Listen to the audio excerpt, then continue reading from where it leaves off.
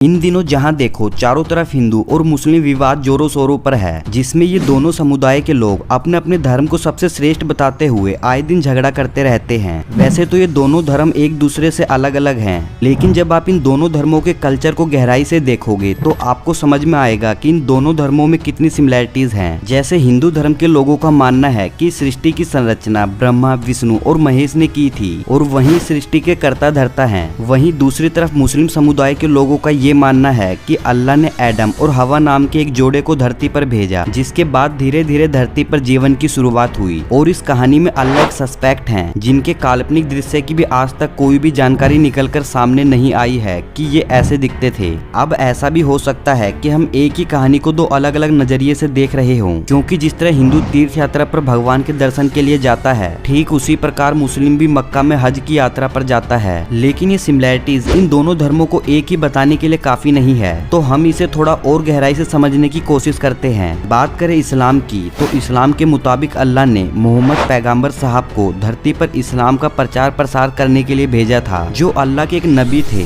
और अल्लाह के हुक्म पर उन्होंने इस्लाम को दुनिया भर में फैलाने का काम किया। फिर इसके बाद अल्लाह ने और 1,24,000 नबियों को धरती पर भेजा, जिन्होंने धरती पर इस्लाम को बढ़ावा देने का काम किया। वहीं हिंदू धर्म में भी देखे तो वेदों में ऋषि मुनि और साधु संत ने भी धरती पर जन्म लेकर अधर्म को खत्म करने और धर्म को आगे बढ़ाने का काम किया था। और देखा जाए तो हिंदू धर्म में ऋषि मुनि और इस्लाम धर्म में 1,24,000 अल्लाह के नबी दोनों ने ही धरती पर इंसान के रूप में जन्म लेकर धर्म का प्रचार प्रसार करने का काम किया था। लेकिन एक चीज है जो इन दोनों को एक दूसरे से अलग करती है। जैसे हिंदू धर्म में माना जाता है कि जब जब धरती पर अधर्म बढ़ा, तब तब धरती पर भगवान ने धर्म की रक्षा करने के लिए धरती पर अलग अलग रूपों में अवतार लिया। वहीं इस्लाम में देखे तो अल्लाह के धरती पर अवतार लेने या उनके किसी भी तरह के रूपांतरण का कोई भी वर्णन नहीं किया गया है, और यही चीज इन दोनों को एक दूसरे के सिमिलर होने से रोकती है। लेकिन इन दोनों धर्मों में जो अगला पॉइंट है वो काफी हद तक एक दूसरे से मैच होता है। जैसे हिंदू धर्म में ध्यान के धारण, ध्यान और समाधि नाम के 3 स्टेज हैं, और कुरान में भी सच को समझने की 3 स्टेज हैं, जिसमें इल्मुल यकीन, ऐनुल यकीन और हकुल यकीन शामिल है। अब चाहे हिंदू धर्म हो या इस्लाम, दोनों में ही भगवान को याद करने के लिए उनका नाम लेना जरूरी है। जैसे हिंदू लोग भगवान की पूजा करते वक्त उनका जाप करते हैं, तो इस्लाम में भी अल्लाह का जिक्र करते हैं। और कुरान की माने तो इस्लाम में जिक्र करने के 2 तरीके होते हैं। एक तो जहरी, जिसे जोर जोर से बोलकर किया जाता है, और दूसरा काफी धीमी आवाज में किया जाता है, जिसे हसवी कहते हैं। और यही तरीका सेम हिंदू धर्म में भी अपनाया जाता है, जिसमें पहला है वाचिका जाप, इसमें जोर जोर से भगवान के नाम का जाप किया जाता है। दूसरा है उपांशु, इसमें बस इतनी आराम से भगवान का नाम लिया जाता है जो कि बस आपको ही सुनाई दे।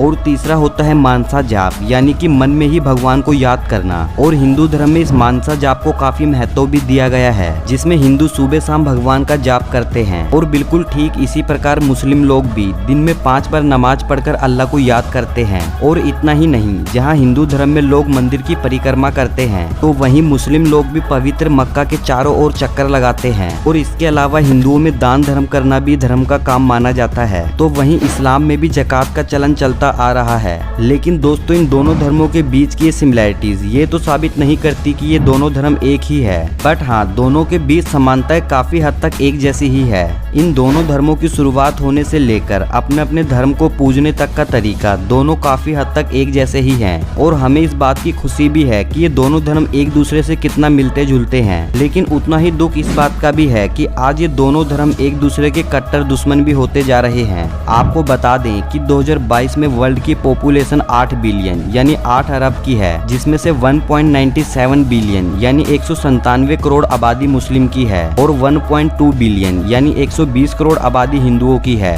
और अगर दोनों धर्म को जोड़ दिया जाए तो 800 करोड़ में से 300 करोड़ आबादी तो बस हिंदू और मुस्लिम कम्युनिटी की ही है, यानी टोटल पॉपुलेशन के 45% आबादी बस इन दोनों धर्मों की ही है। ऐसे में अगर ये दुनिया के 2 बड़े धर्म आपस में लड़ते हैं तो उसका अंजाम क्या होगा, इस बात का अंदाजा हम लोग लगा भी नहीं सकते। और जिस तरह से आज लोग धर्म को लेकर आपस में लड़ रहे हैं, ऐसे में तो 3rd वर्ल्ड वॉर धर्म को लेकर होए, इसमें कोई भी हैरानी की बात नहीं होगी।